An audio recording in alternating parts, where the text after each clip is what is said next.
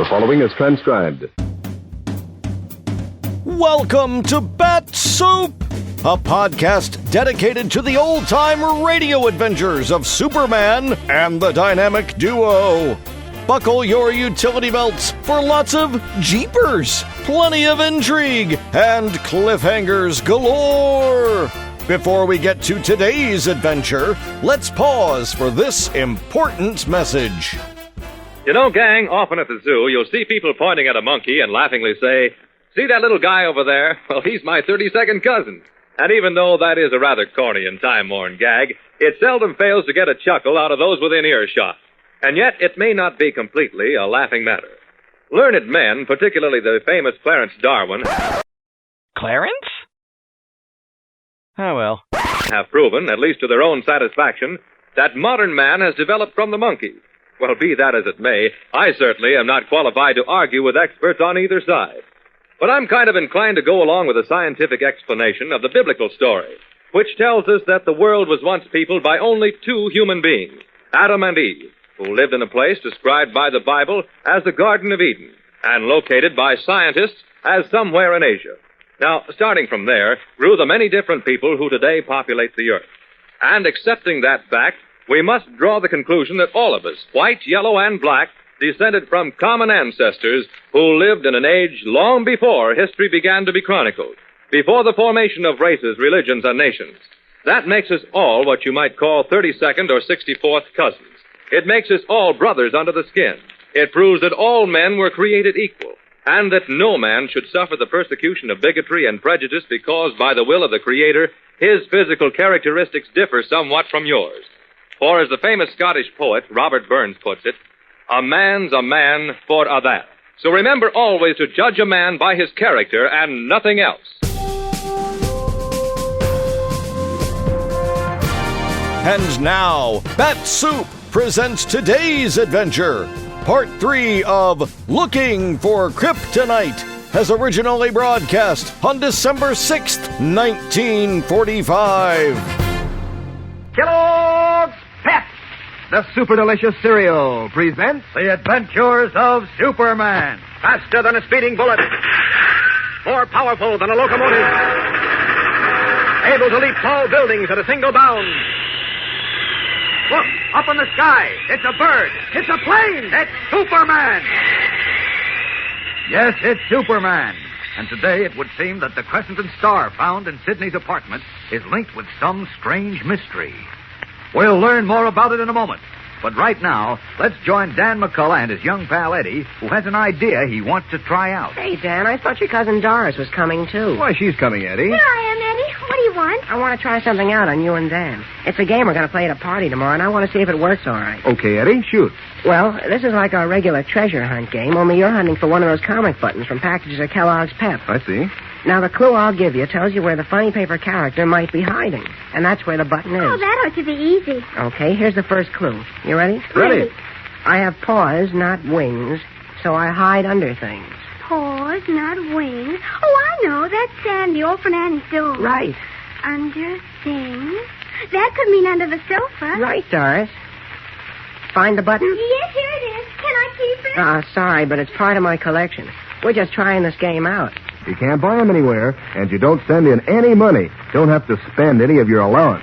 Why, you don't even have to send in a box top. But inside every package of that super delicious whole wheat flake cereal, Kellogg's Pep, there's an exciting prize. One of these nifty new comic buttons, or a military insignia or warplane button. Tell Mom you'll eat lots of P-E-P. Pep, made by Kellogg's of Battle Creek. Now, the adventures of Superman.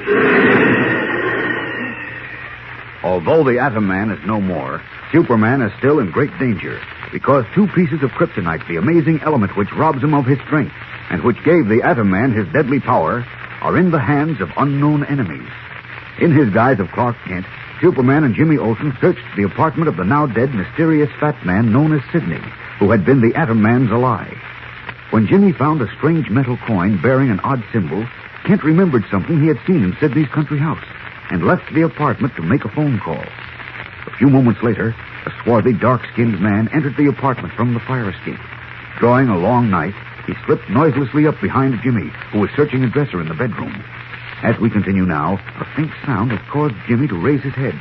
The mirror reflects the man behind him, and shouting wildly, the boy reporter leaps sidewise as the knife plunges into the dresser top. Hey, what?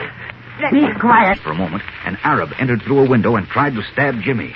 Kent returned in time to subdue the man, who refused to answer questions, and later, in a detention cell at police headquarters, committed suicide. As we continue now in the cell where the Arab's body lies on a bunk, his bare feet protruding from under a sheet, Kent is pointing out a startling discovery. Listen. Inspector, Jim, look. What is it, Kent? Look at the bottom of this man's heel. Right there, see? Great Jupiter. He's been branded. What? Yeah, with a crescent and star.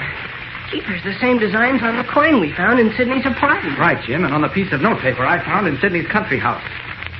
Well, Inspector, do you still think this Arab had no connection with Sidney? You win, Kent. Yeah, but who is he? And who is Sidney? Oh, who was he really, I mean? And what does the crescent and star mean? Those are all $64 questions, Jim. Well, we can come pretty close to guessing two of the answers, though. Go ahead, Kent. Our guesses have been pretty good so far. Well, we know Sidney wasn't the respectable businessman he pretended to be. Secretly, he joined up with the Atom Man, the greatest single menace civilization has ever known, and the Scarlet Widow, the most dangerous woman in the world. Well, that means he was not only a dishonest character, but a very important one. Check. Go on. It's my idea that Sidney was the leader of a powerful secret organization, and that this crescent and star is its symbol or code sign, whatever you want to call it. Say, that could be it. They used the crescent and star for identification purposes. Right. But why should members of the same organization have to be identified to each other? Well, this is only a guess, you know, but we know Sidney was very clever and very careful. Yeah? Well, the chances are his identity was not known to all the members of his organization. I mean, the small fry, the hired gunmen, such as this Arab probably was, and so on. Mm-hmm. So, when he had to see one of them, he identified himself by the coin we found in his apartment. Oh, and they were branded on the heel. Jeepers, then... Look, Inspector, all you have to do is round up all the crooks in Metropolis, find out which ones have this brand on their heel, and have them lead us to their head man, who will tell us where the Scarlet Widow and the 2 pieces of kryptonite are, huh? Well, sure. But you gotta do it quick, before whoever has the kryptonite can create another Atom Man, or something even worse. Well, I'm afraid it isn't that easy, Jim. I'll say it isn't. If Kent's right, and Sidney did control a secret organization, the chances are the members aren't known crooks, any more than Sidney or this Arab was.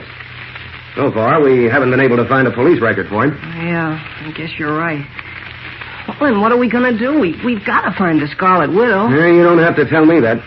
We're doing everything we can to trace her, and to trace Sidney's past connections. And I'm going to do everything possible to identify this Arab and follow that clue. I don't know what else we can do. Do you, Kent? I know what I'm going to do. What's that? What are you going to do, Mr. Kent? I'll tell you on the way. Come on. We've got to move fast.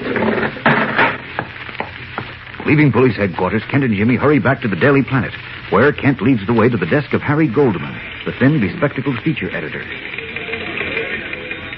Say, Harry, you got the largest fund of miscellaneous information locked up in that head of yours of anyone I know. I'd like to tap it. Fire away, Pappy. Okay. I made a copy of a certain design I'm curious about. Here it is. Tell me what you make of it, will you? It's a crescent and a star, Mr. Goldman. So I see. What do you want to know? Well, first, have you ever heard of any secret society or club or any other organization using that symbol? No, I can't say that I have. Oh, shucks. Just a minute, Jim. Does it have any significance at all to you, Harry? Well, the crescent is commonly used in heraldry. Uh-huh. In modern coats of arms, it indicates the second son of a noble house. Does that help you? Gosh, no. Anything else? Let's see. The crescent is also the military and religious symbol of the Ottoman Turks. The Turks? Yes. Alauddin, I think it was, the Seljuk Sultan of Iconium in the 13th century, adopted the crescent as a device. And it appeared on the janissaries of the Sultan Orkan in the following century. Leaping lizards. What kind of double talk is that? Wait a minute. A great many Turks are Muslims, and so are the Arabs. Huh? Oh, you mean the Arab we caught in Sidney's apartment. I don't get it. Now you're giving out with double talk. I was just wondering if this organization we're trying to trace could be Muslim. Gosh, you mean we've got to go to the Sahara Desert and get bumped to pieces on those camels again? Look, before you buy your plane tickets, you better hear me out. I've been telling you about the crescent only. This design you have here has a star, too. Oh? You mean... A star sometimes appears with a Turkish crescent, just as a cross might. But there's nothing distinctly Turkish or Muslim in the combination. Oh, there isn't? And where are we? No place, I'm afraid. Unless Harry can come up with something else. I don't know, Kent. Wait. In architecture, a crescent indicates a street which follows the arc of a circle. How about that? Gosh, this guy's a human encyclopedia. Circular street, eh? That's interesting. Well, what about the star? Forgot about that. The star doesn't fit there either. Well, then that's that. Well, thanks very much, Harry. Not at all. Sorry I couldn't help you. I'm starting to think nobody can. We're not licked yet, Jim. Come on. See you, Harry. Thanks, Mr. Goldman. Go on. Golly, we're not getting anywhere, Mr. Kent. In any minute, whoever has those 2 pieces of kryptonite might... Gee whiz. Now, don't get the jitters. Well, how can I help it? I think there might be another Atom Man. Gosh, the first one almost killed Superman. I know, but... Uh-oh, of course. Of course what? Never mind. Sit down, Jim. Sit down. Yes, this is your desk, isn't it? I've got to take the next step alone. Without me? Oh, nothing doing. Don't argue, Jim. Every second counts.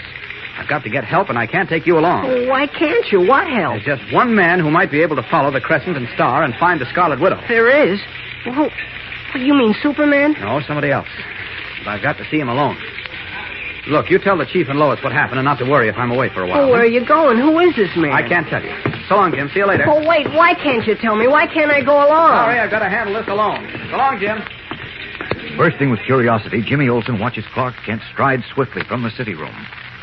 Who is the mysterious man Kent says is the only one who can lead him to the Scarlet Widow? We'll return in a moment to find out. But first, here again is your announcer. You know, gang, it's just like having pictures of your favorite friends collecting those swell new comic buttons from packages of Kellogg's Pep.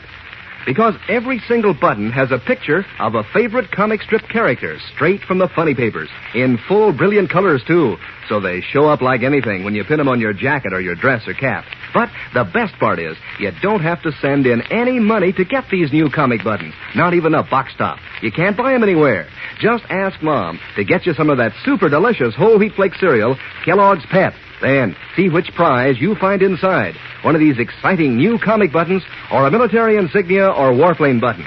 Remember, that's P-E-P, Pep, made by Kellogg's of Battle Creek. Now back to the adventures of Superman. Telling Jimmy Olsen that only one man might be able to follow the strange symbol of the Crescent and Star and find the Scarlet Widow, Clark Kent left the Daily Planet and drove across town to a fashionable residential district. Parking in front of a handsome brick house in which he knew, as Superman, that Batman and his young companion Robin lived under their true names of Bruce Wayne and Dick Grayson, he crossed the well-kept lawn and rang the doorbell. As we continue now, Bruce Wayne, wearing a gray tweed suit, is opening the door. Yes? Hello, Batman. What did you call me? Oh, I'm sorry. I mean, Wayne. Who are you? What? Oh, of course. I'm Clark Kent, reporter for the Daily Planet. Well, come inside. Thanks. Come into the library, please. Yes, certainly. Listen, I need your help very badly. Sit down. Thanks. Now, look, Wayne. Why did you call me Batman?